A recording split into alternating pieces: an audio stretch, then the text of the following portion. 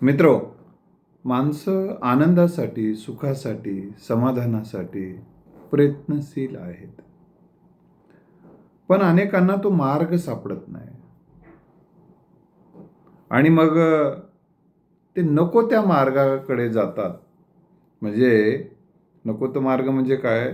थंडावा पाहिजे, परंतु ते हातात घेऊन बसतात भिजतं. अग्नी. अग्नी थंडावा नाही देऊ शकत. तसं एखादी गोष्ट त्यांना साध्य करायची असेल तर त्यांना योग्य असं मार्गदर्शन, योग्य असे साधन, योग्य अशा साधनेची आवश्यकता असते. तर आजच्या भागामध्ये आपण बघणार आहोत की सुखी, समाधानी, आनंदी जीवनासाठी कोणत्या बाबीचा स्वीकार करणं गरजेचं असते. त्यातली एक बाब आहे स्वीकार क्षमता. आता ज्यांच्याकडे स्वीकार क्षमता म्हणजे काय, स्वीकार म्हणजे काय आपल्याला माहीत असलं पाहिजे. इंग्रजीमध्ये त्याला ॲक्सेप्ट म्हणतात. मी ती गोष्ट ॲक्सेप्ट करू शकत नाही असे शब्द वापरतात ना. आणि हे जर तुम्ही ॲक्सेप्ट करू शकला नाही, जी गोष्ट ॲक्सेप्ट करणं आवश्यक आहे, जी गोष्ट स्वीकारणं अनिवार्य आहे, ते जर तुम्ही स्वीकारलं नाही तर तुम्हाला वेदना सहन करावे लागतात. ही गोष्ट आपण लक्षात ठेवू. काही जण सत्य स्वीकारत नाहीत, वस्तुस्थिती स्वीकारत नाहीत. मग त्यांना बळाचा वापर करून वस्तुस्थिती स्वीकारायला भाग पाडलं जाते. मग त्याला अधिक पेन, अधिक वेदना त्याला होत असते. आता स्वीकार म्हणजे ॲक्सेप्ट हे एक शब्द म्हणजे तुम्हाला हे कळावं काय आहे ते.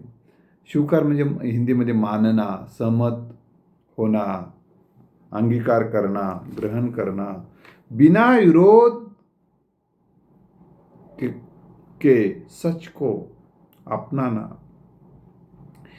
अशा अर्थानं आता आपण म्हणूनच आता सत्याला स्वीकारावंच लागते, त्याला विरोध करून सत्य बदलत नसते. या संदर्भात काय ते आपण मी पुढे सांगणार आहे. राजी झालं नाही तर नाराजी पदरात पडतं.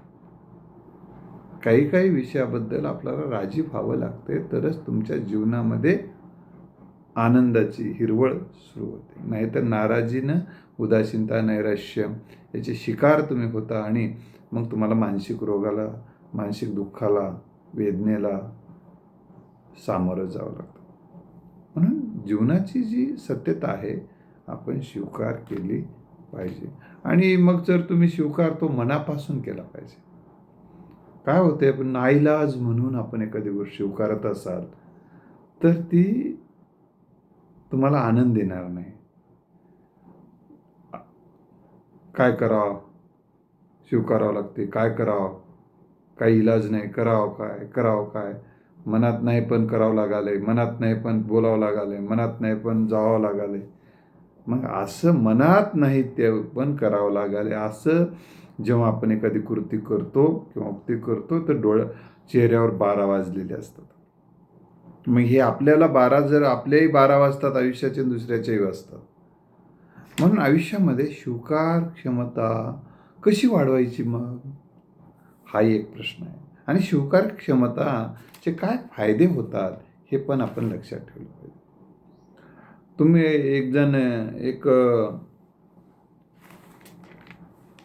म्हणाले की मी तुझे आई वडील नाही स्वीकारू शकत, कारण मला पर्सनल लाईफमध्ये माझं काय पर्सनल लाईफ डिस्टर्ब होते. म्हणजे नुकतंच लग्न झालं होतं.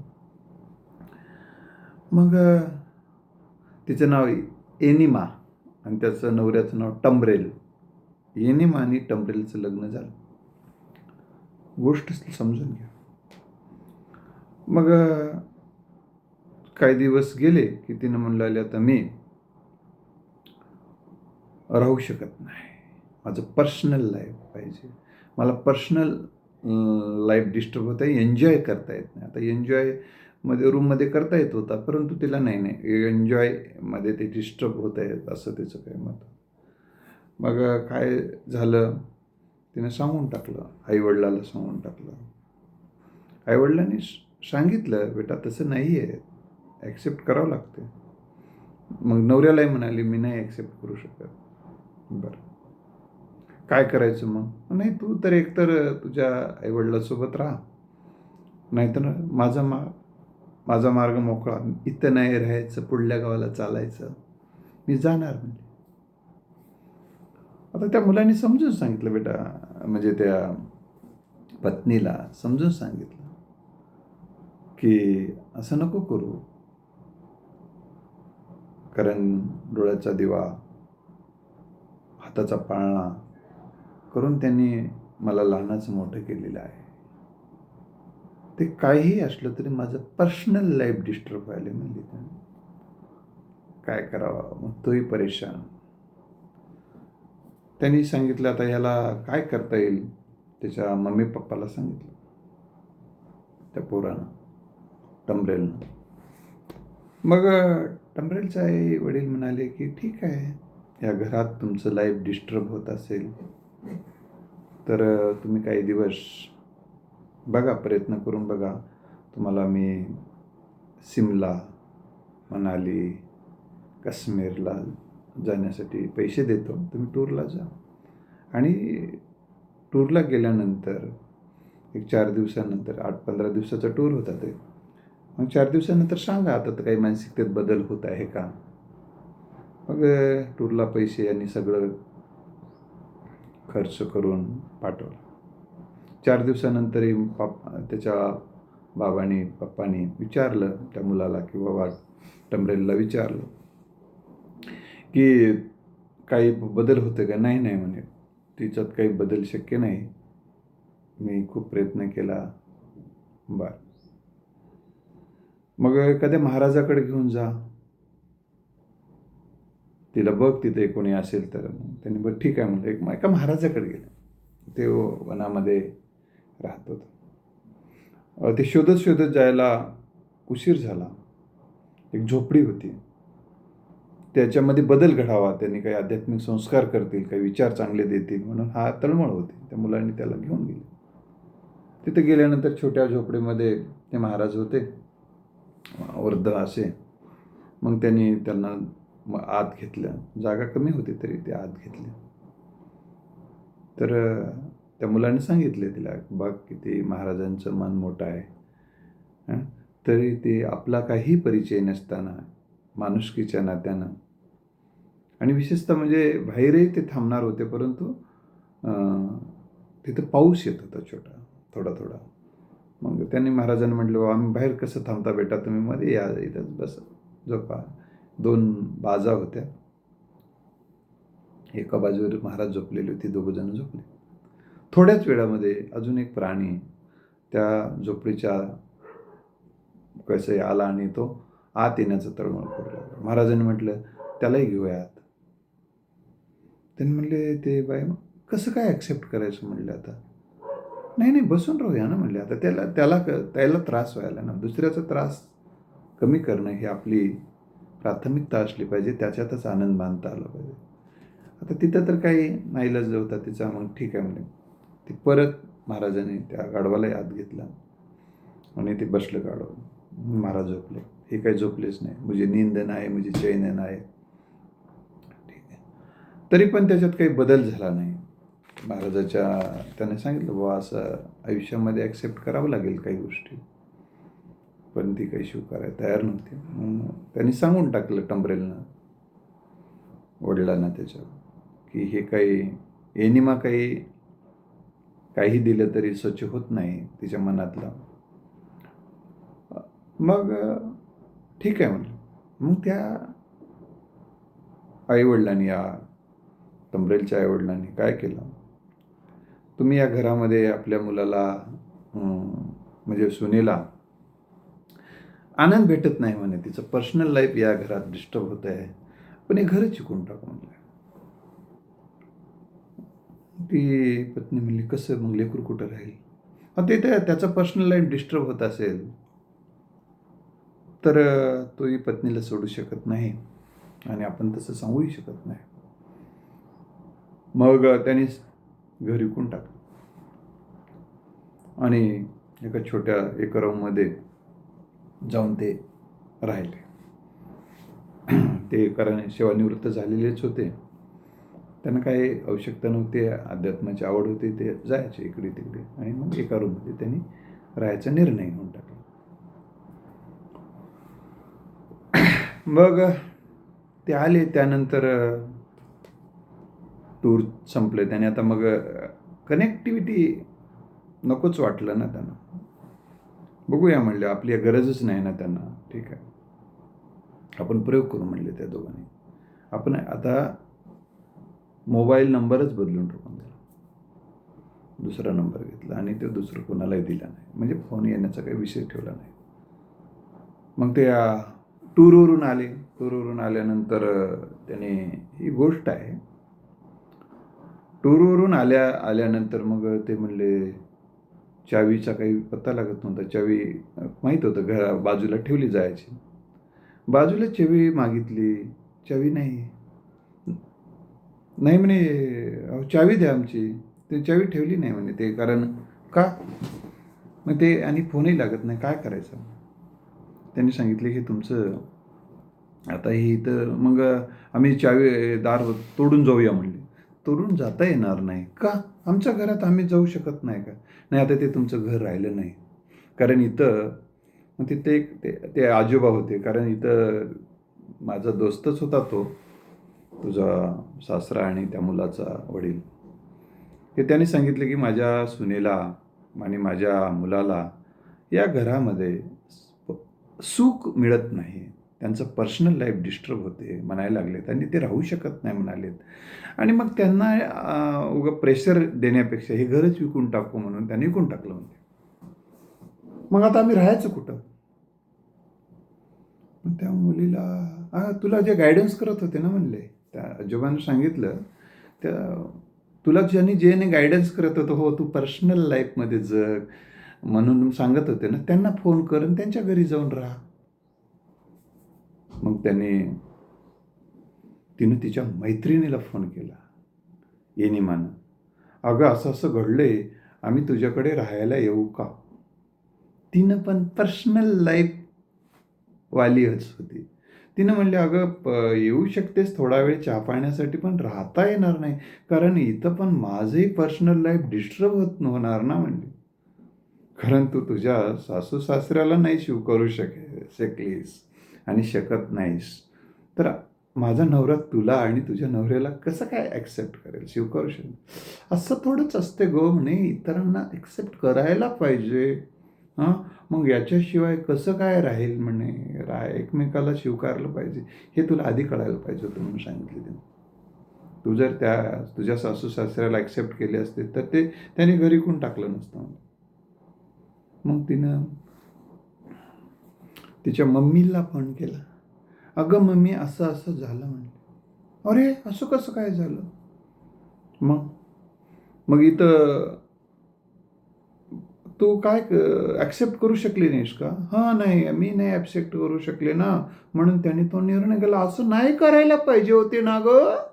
हां, असं बरोबर. मग आम्ही यावं का तुझ्याकडे.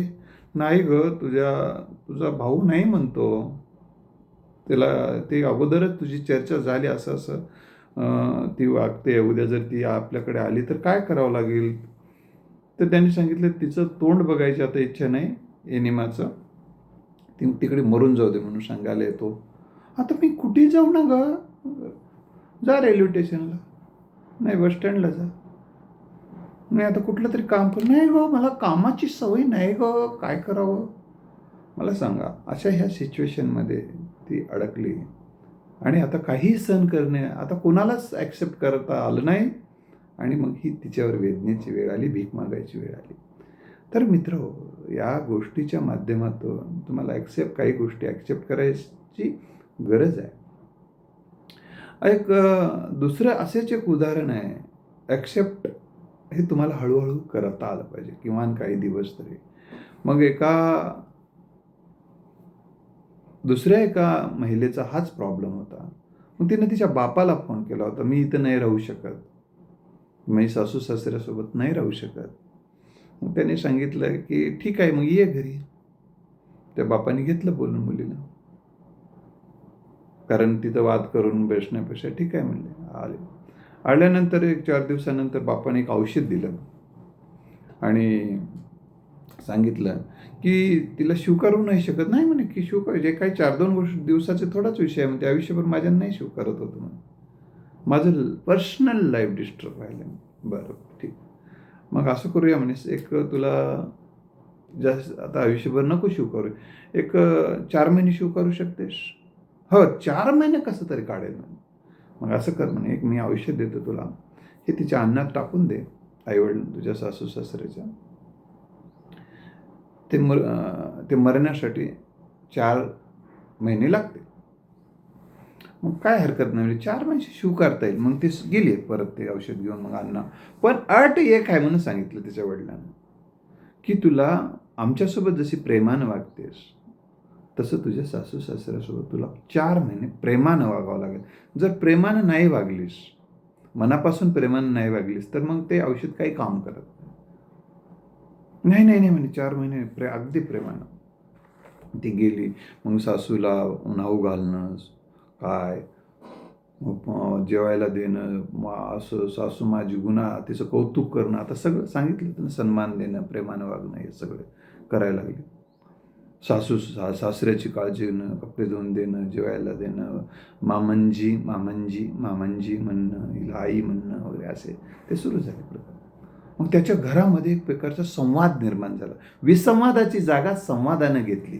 ॲक्सेप्ट जेव्हा माणूस करतो ना पुढच्याला, तेव्हा तो माणूस विसंवाद सोडून देतो, राग सोडून देतो, एक मतभेद सोडून देतो, एखादी चूक झाली तरी सोडून देतो आणि संवाद सुरू करायला सुरू करतो ॲक्सेप्ट केल्यावर.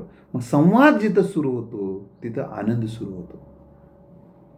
मग 4 महिने एकमेकाविषयी मग सासू सासरे सुद्धा त्या बाईचे, माझी सून खूप बदलली, खूप आमची सेवा करायला, गावासारखी चर्चा, चांगलं झालं कुटुंब, या मुलीसारखी मुलगी राहावं. तिलाही सन्मान मिळायला लागला, बाहेरही मिळाला, घरी मिळायला लागला.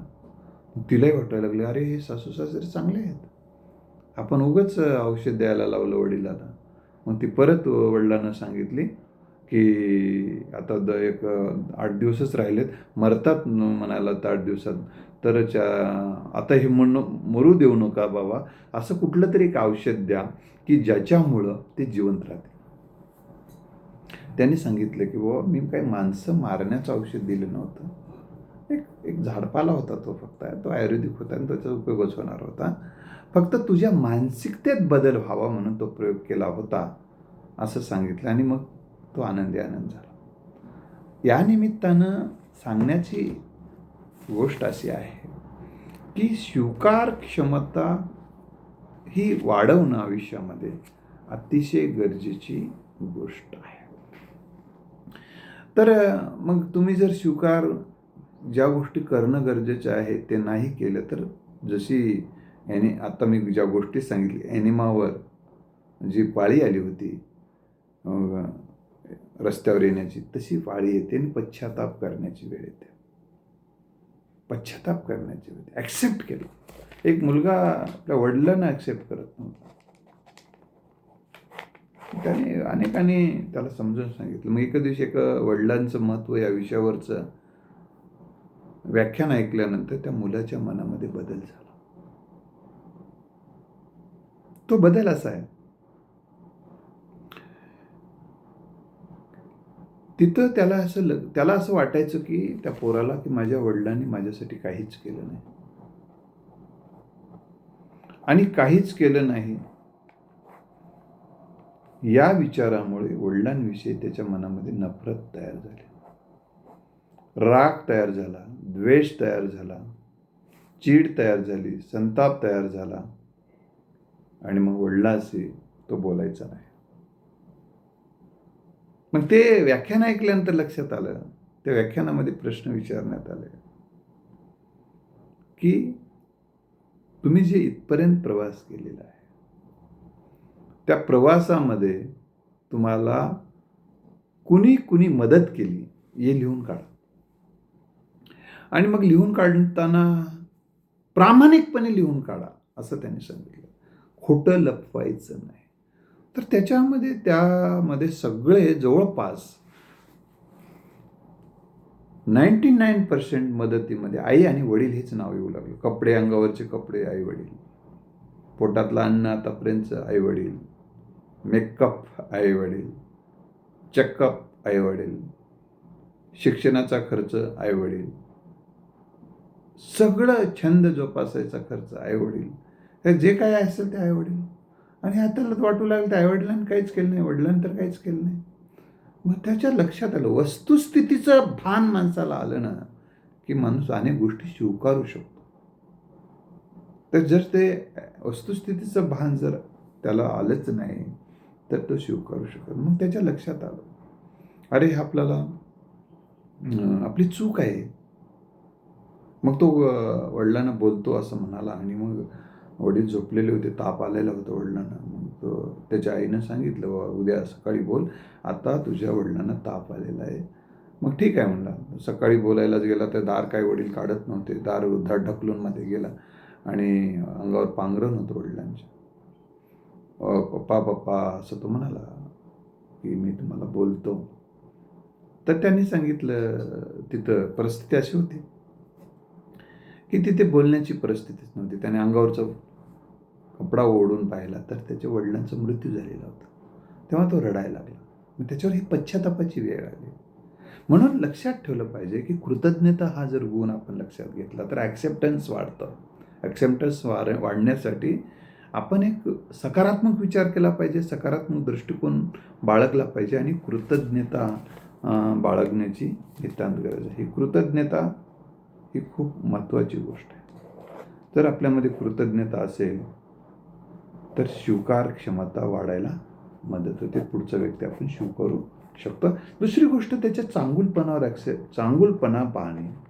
ॲक्सेप्टन्स वाढवण्यासाठी पुढच्यामधलं चांगुलपणा पाहणे. एका मुलगा मला म्हणाला की वडिलांनी माझ्यासाठी काहीच केलं नाही. मी त्याला म्हणालो, तू काय केलंस आई वडिलांसाठी? तू ते लिहून काढ. नाही. अरे अनेक मुलं, मला माहिती नाही, अनेक मुलं दुःख देण्याशिवाय काही देत नाहीत. चीड, संताप, राग वगैरे वगैरे, शिव्या. अमृत देणाऱ्याला विष देण्याचा प्रकार आहे म्हटला. मग तेव्हा त्याच्या ही गोष्ट लक्षात आली. हो म्हणे, तेही खरं आहे. तर आपल्याला लक्षात आलं पाहिजे की आपलं अस्तित्व कोणामुळे आहे, आपल्याला जे काही मिळालेले संचित कोणामुळे आहे. यावर जर आपण फोकस केला तर आपल्यामध्ये स्वीकार क्षमता, आणि हा एक व्यक्तिमत्व विकासाचा भाग आहे. म्हणून पुढचा व्यक्ती जसा आहे तसा स्वीकार करा आणि मग त्याला आकार द्यायचा प्रयत्न करा. ज्ञानापेक्षा प्रेम उत्तम, असं चक्रधर स्वामींनी सांगितलेलं आहे. आधी त्याला ज्ञान देण्यापेक्षा त्याला प्रेम द्या आणि प्रेम देऊन त्याला जवळ करा. जवळ करून मग त्याच्यामध्ये जे काही अवगुण असतील त्याच्या गुणावर फोकस करा आणि म्हणजे अवगुण हळूहळू कमी व्हायला लागतील. समजा एखादा मुलगा वर्गात उशिरा येतो, मग त्याचा उशिरा येतोच म्हणून त्याला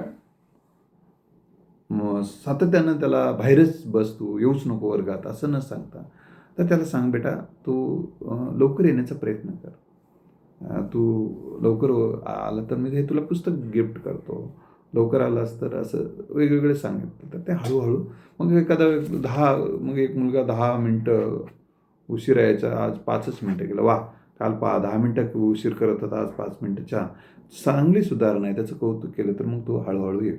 म्हणजे सन्मानानं माणसं बदलतात, योग्य मार्गदर्शनानं माणसं बदलतात. म्हणून आपलं त्याला ॲक्सेप्ट करूनच त्याचा आकार देण्याचा विचार आणि संस्कार क्षमतेचा संस्कार करून घेणं आणि इतरावर करणं हे होते. त्यासाठी कोणती मूल्य लागतात आपल्यामध्ये संस्कार क्षमता रुजण्यासाठी? तर आता मी सांगितले कृतज्ञता, ग्रॅटिट्यूड. आणि दुसरं मूल्य आहे क्षमाशीलता. तुम्ही पुढच्याला क्षमा करू लागलात की स्वीकारू शकता. म्हणजे क्षमा हे वीराचं भूषण आहे असं संत तुकाराम महाराजांनी सांगितलेलं आहे. तर आपल्यामध्ये हे स्वीकार क्षमता येणं ही अतिशय गरजेची गोष्ट आहे. म्हणून त्यासाठी क्षमाशीलता हा गुण आपल्यामध्ये विकसित करणं अतिशय गरजेचं आहे. दुसरी गोष्ट सकारात्मक दृष्टिकोन असणं. प्रत्येक व्यक्तीमध्ये काहीतरी एक उपयोग असतो, त्याचा एक चांगुलपणा उपयोग असतो आणि त्याच्या चांगुलपणावर आपण फोकस केला, त्याच्याबद्दल चांगला विचार केला, चांगल्या भावना बाळगल्या, चांगल्या कल्पना बाळगल्या आणि तर आपल्यामध्ये त्याचा चांगुलपणा दिसायला लागतो आणि मग आपण त्याला स्वीकारू शकतो. हा एक लक्षात. आणि दुसरी गोष्ट, आत्मपरीक्षण केलं पाहिजे. आत्मपरीक्षणाने सुद्धा स्वीकार क्षमता वाढते. काय होते, आपल्याला बऱ्याचदा पुढच्याचे फक्त दोष दिसतात, आपले काही दोष दिसत नाहीत. म्हणून आपले काय चुकलंय हे एकदा आपण लक्षात घेतलं पाहिजे. आणि मग या आपल्या चुकाचा कदाचित ती प्रतिक्रिया आहे, आपल्या चुकीमुळं कदाचित ते झालेलं आहे, असा विचार करायला पाहिजे. आणि मग बऱ्याच प्रमाणामध्ये आत्मचिंतन, आत्मपरीक्षण हे देखील आपले दोष दूर करते.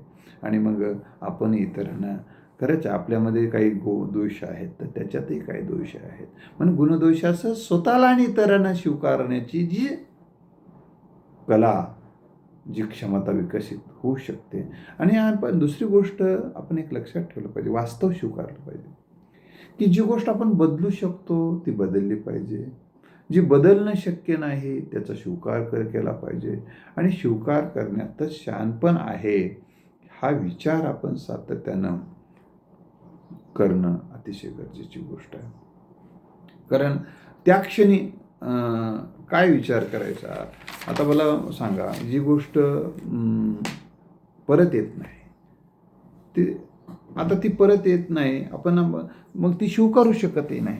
आता एका महापुरुषाची रेल्वेतून प्रवास करताना, विशेषतः गांधीजींच्या संदर्भात किस्सा सांगितला जातो की गांधीजी प्रवास करत होते, चप्पल एक पडली, दुसरी चप्पल गांधीजींनी तिथेच टाकली, स्वीकार करून टाकले त्या परिस्थितीत. आता तिथं ओरडाओरड करून काय फायदा होत नाही ना, म्हणजे जिथं काहीच फायदा होत नाही ओरडाओरड करून, तिथं ती परिस्थिती स्वीकारली. त्यांनी हा विचार केला की ठीक आहे, एक चप्पल गेली, आपण ती चप्पल तिथं टाकू, कोणाच्या तरी उपयोगाला येईल. म्हणजे इतरांच्या भल्याचा विचार करून जगताना आपल्यामध्ये स्वीकार क्षमता वाढू शकते. म्हणजे सबका भला होय रे ही भावना आणि भूमिका म्हणून आपल्या जीवनातील परिस्थिती, व्यक्ती, वस्तू आणि स्वतःला आनंदानं जर आपण मनापासून स्वीकारू शकलो तर नक्कीच मित्रांनो, आपली जीवनामध्ये आपल्याला आनंद निर्माण होऊ शकतो आणि मग आपण कम्फर्टेबल जगू शकतो. बऱ्याच जणाला काही मीटिंगमध्ये मी पाहतो, काही लोक एखादा त्यांना न आवडणारा माणूस आले की अस्वस्थ होतात, डिस्टर्ब होतात आणि तोंड बघ वाटणाले असं म्हणतात, तोंड करून वरीच येते म्हणतात. आता मला सांगा, तिथं तो तुमच्या व्यवसायामध्ये, उद्योगामध्ये, नोकरीमध्ये काय मग तुम्हाला आवडणारी माणसं तुम्ही कसं काय सगळे घेऊ शकता? तुम्हाला घेण्याचाच अधिकार नाही ना. मी त्या एका शिक्षकाला सांगितलं की नाही सर म्हणे, हे लोक मला नाहीच आवडत म्हणे, याला काढून टाकलं पाहिजे. अरे बाबा म्हणलं, काढून तुला घेण्याचाच अधिकार नाही, काढण्याचाही तुला अधिकार नाही. आणि तुला जे आज तुझ्या जवळचे आहेत ते पण उद्या दूरचे जातील, उद्या त्याच्या जागी येणारे तुम्हाला आवडतील कशावरून? लक्षात आले. एकदा का न आवडण्याचा रोग लागला की कोणी आवडत नाही, मग स्वतःही आवडत नाही, मग आत्महत्या. म्हणून लक्षात ठेवलं पाहिजे की परिस्थिती बदलत नसेल तर परिस्थितीकडे बघण्याचा नजरिया बदलावा लागतो. जर वास्तव स्वीकारू शकलं नाही तर विस्तवासारखं दुःख, विस्तवाचा सामना तुम्हाला करावा लागतं, तणावरूपी. मग हे म्हणून सांगतो की तुम्ही स्वीकार जर करण्याची तुम्हाला जर गरज वाटत असेल, ते महत्त्वाचं वाटत असेल एवढं सांगल्यानंतर, तर त्याचे काय फायदे होतात? तुमचा तणाव कमी होऊन जातो. एक गोष्ट लक्षात ठेवा. आणि हे तणाव कमी होण्यासाठी आणखीन एक महत्त्वाचा मुद्दा मी सांगेन की पुढची व्यक्ती आजचाच दिवस आहे असं समजा बरं, आयुष्यामध्ये, त्याच्या लाईफमध्ये त्याचं उद्या डंडक होणार आहे असा विचार करा. शेवटचा दिवस आहे तुमचा आणि त्यांचा आहे, तुम्ही बोलाल की नाही, स्वीकाराल की नाही, स्वीकारू शकाल, या पद्धतीने विचार करा. तणाव कमी व्हायला मदत होतो. नको त्या गोष्टी प्रत्येकाच्याच आयुष्यात असतात, परंतु आपल्याला जे काही शक्य आहे ते आपण स्वीकारता आलं पाहिजे. नाहीतर मग संघर्ष येतो आयुष्यामध्ये. प्रतिकार करत बसल्यामुळं आपल्या जीवनामध्ये तणाव येतो, संघर्ष येत राहतो आणि मग आंतरिक शांतीचा अनुभव येत नाही. तर स्वीकार केलं तर एक शांत लक्षात घेतलं पाहिजे. ठीक आहे, तुम्ही नापास झाला, मग कोणी काही नापास होत नाही का? काय नापास हा शब्द तुमच्यासाठीच जन्माला आलेला आहे का? नाही. टीकेमुळे तणाव येतं. टीका सगळ्यावरच होते. ॲक्सेप्ट करा. ॲक्सेप्ट करा ना. किंवा त्याला योग्य उत्तर द्या. हा सुद्धा एक पर्याय आहे. योग्य उत्तर द्या. एका व्यक्तीला गाढव म्हणू लागला. त्याने सांगितलं, तुला माणसातला आणि गाढवातला फरक कळत नाही. गाढव ते उकिरड्यावर चरत आहे, त्याला तू गाढव म्हण, मी गाढव नाही. जी गोष्ट आपण नाही, ते जर कोणी आपल्याला बोलत असेल तर तुम्हाला ते तुमचं नाव गोविंदा नाही. तर गोविंदाला कोणी शिवा देत असेल तर तुम्ही कशाला स्वतःला लावून घेता मनाला? ही गोष्ट आपण लक्षात ठेवलं पाहिजे. स्वीकारामुळे संबंधचे जाळे विस्तारते आणि संबंध मजबूत होतात, हे लक्षात ठेवा. कारण ह्या स्वीकारामुळे काय होतं, पुढच्या एखाद्याला आपण स्वीकार केला तर तो व्यक्तीचे संबंध चांगले होतात आणि संबंध चांगले होतात आणि अनेकांसोबत चांगले संबंध होतात आणि मग संबंधाचं जाळं तुमचं मजबूत होतं. त्यामुळे तुम्हाला आर्थिक फायदा होतो, राजकीय फायदा होतो, सामाजिक फायदा होतो आणि मग फायदा होऊ लागला, विकास होऊ लागला की तुमचा आत्मविश्वास वाढतो आणि आत्मविश्वासानं जीवनामध्ये आनंद निर्माण व्हायला मदत होतो. मित्रांनो, आणखीन काही महत्त्वाचे पैलू आनंदी जीवनासाठी आणखीन कोणत्या गोष्टीची मदत घेतली पाहिजे, आणखीन काय केलं पाहिजे, तर आनंदी जीवनासाठी आजच्या भागात आपण जे सांगितलं की स्वीकारता जितकं शक्य आहे. आता काही जण म्हणतील की काही गोष्टी स्वीकारता येणार नाहीत ना, मग त्या गोष्टी काही टाळता येतात का? बघा, टाळून आनंदी राहता येत नसेल तर कवटाळून आनंदी राहता येते का? बघा, कवटाळूनही आनंदी राहत नसाल आणि टाळताही येणं शक्य नसेल तर ही अवस्था खूप अवघड आहे. ह्या अवघड अवस्थेवरचा काय उपाय आहे त्यावर ही काही महत्त्वाचे मुद्दे मी पुढच्या भागात मांडेल.